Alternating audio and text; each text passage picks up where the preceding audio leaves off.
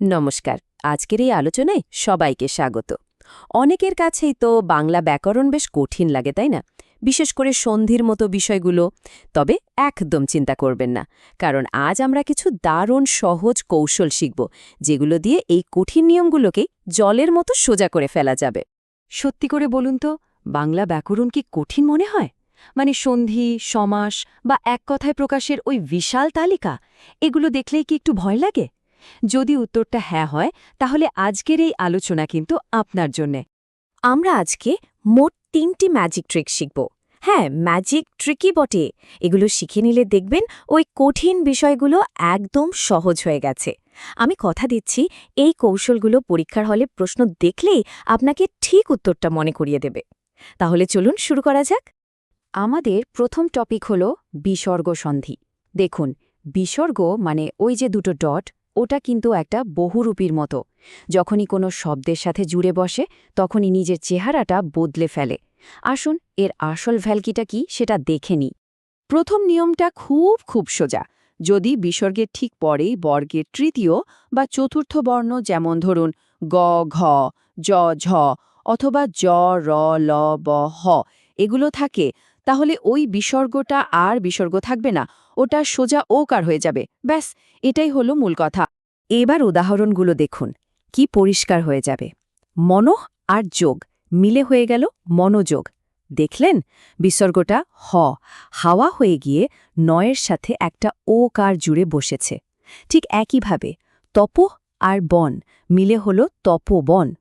এর সবচেয়ে সহজ শর্টকাটটা হল, যখনই কোনো শব্দের মাঝে ওকার দেখবেন, সন্ধি বিচ্ছেদ করার সময় চোখ বন্ধ করে সেখানে একটা বিসর্গ বসিয়ে দেবেন। এবার আসি দ্বিতীয় নিয়মে। এখানে বিসর্গ ভোল পাল্টে হয়ে যায় রেফ। আচ্ছা, এটা কখন হয়? খুব সহজ। যখন বিসর্গের আগে অ বা আ ছাড়া অন্য কোনো স্বরবর্ণ থাকে, মানে ধরুন ইকার বা উকার এই রকম। উদাহরণ দেখলেই ব্যাপারটা জলের মতো পরিষ্কার হয়ে যাবে। নি যুক্ত আকার হয়ে গেল নিরাকার। দেখুন, এখানে বিসর্গের আগে ইকার আছে, তাই বিসর্গটা র হয়ে পরের আয়ের সাথে জুড়ে গেল। আর হ্যাঁ, এই স্লাইডের সবচেয়ে গুরুত্বপূর্ণ শব্দটা হলো আশীর্বাদ। আশি যুক্ত বাদ। এর বানানটা কিন্তু খুব খুব ভালোভাবে খেয়াল করতে হবে, কারণ পরীক্ষায় এটা প্রায়ই আসে আর অনেকেই বানানটা ভুল করে ফেলে। আমাদের তৃতীয় নিয়মটাতে বিসর্গ 3টে আলাদা রূপ নিতে পারে। কখনো স, কখনো স, আবার কখনো স।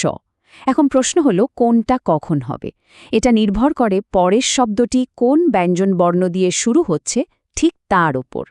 যেমন ধরুন, নিশ যুক্ত চয় হল নিশ্চয়, নিশ্চয়। এখানে চয়ের আগে ছিল বলে বিসর্গটা স হয়ে গেল। আবার নমঃযুক্ত কার হল নমস্কার, কারণ কয়ের আগে থাকলে বিসর্গটা স হয়ে যায়। আর চতুহযুক্ত পদ হল চতুষ্পদ, যেখানে পয়ের আগে বিসর্গ স হয়েছে। তবে এখানে একটা জরুরি ব্যতিক্রম আছে, যেটা মনে রাখতেই হবে। শিরোহযুক্ত ছেদ হয় শিরোচ্ছেদ। এখানে বিসর্গের বদলে একটা চ চলে এসেছে। আচ্ছা, বিসর্গ সন্ধির ব্যাপারটা তো বোঝা গেল। এবার আসছে ব্যঞ্জন সন্ধি। এর তো শত নিয়ম আছে, যেগুলো আমাদের বেশ ভয় দেখায়, কিন্তু কোনো চিন্তার কারণ নেই, কারণ এর জন্য আমাদের হাতে আছে মাত্র একটা সুপার শর্টকাট। হ্যাঁ, ঠিকই দেখছেন, মাত্র একটি নিয়ম। বিশ্বাস করুন, শুধু এই একটি নিয়ম জানলেই প্রতিযোগিতামূলক পরীক্ষার প্রায় ৯০% প্রশ্নের উত্তর দেওয়া সম্ভব হয়ে যায়। আর ব্যঞ্জন সন্ধির সেই মহাগুরুত্বপূর্ণ নিয়মটা হল অনুস্বার সংক্রান্ত। কেভিএসের মতো পরীক্ষাগুলোতে ব্যঞ্জন সন্ধি থেকে যখনই প্রশ্ন আসে, বেশিরভাগ সময়ই দেখা যায় যে প্রশ্নটা এই নিয়মটা থেকেই এসেছে। কৌশলটা কি? ভীষণ সোজা। প্রথম ধাপ, শব্দের মাঝখানে অনুস্বার বা উঙুরটাকে খুঁজে বের করুন। দ্বিতীয় ধাপ, সন্ধি বিচ্ছেদ করার সময় ওই উঙুয়ের জায়গায় শুধু একটা হসন্ত দেওয়া মো বসিয়ে দিন। বাস, হয়ে গেল, আর কিচ্ছু করতে হবে না। উদাহরণগুলো দেখুন। সংবাদ শব্দটার সং হয়ে গেল সম, তাই সংবাদ হল সমযুক্ত বাদ।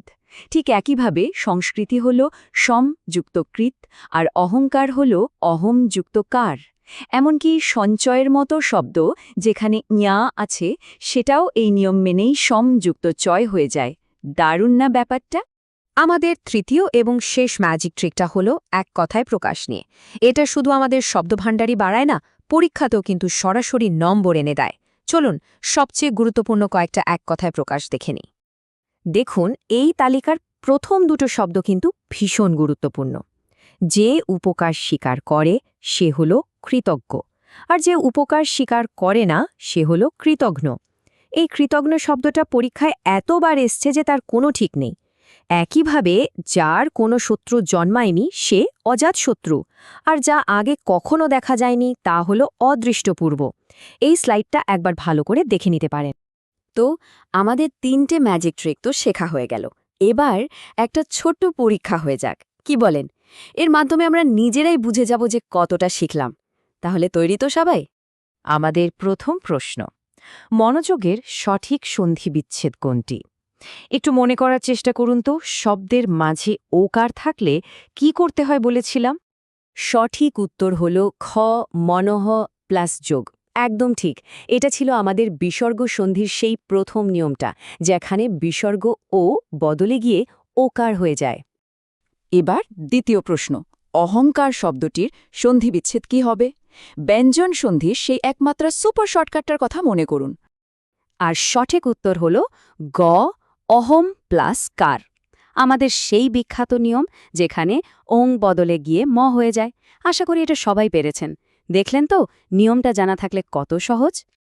দারুণ! আজকের মতো পরীক্ষা শেষ। চলুন আমরা এতক্ষণ যা যা শিখলাম তা চট করে একবার ঝালিয়ে নিই, আর এরপর আপনাদের জন্য কি আসছে সেটাও এক ঝলকে দেখে নেওয়া যাক। তাহলে আজকের আলোচনার মূল 3টি শিক্ষা কি? 1. বিসর্গ অথবা ওকার রেফ অথবা স স স হতে পারে। 2. শব্দের মাঝে অনুস্বার থাকলে সন্ধি বিচ্ছেদের সময় সেটা ম হয়ে যায়। আর 3. কৃতজ্ঞ এবং কৃতঘ্নর মতো খুব জরুরি এক কথায় প্রকাশগুলো অবশ্যই মনে রাখতে হবে। আশা করি আজকের এই কৌশলগুলো আপনাদের বাংলা ব্যাকরণ শেখার পথটাকে আগের থেকে অনেক বেশি সহজ করে দেবে। আমাদের পরবর্তী আলোচনায় আমরা শিখব কারক ও বিভক্তি চেনার সবচেয়ে সহজ উপায়।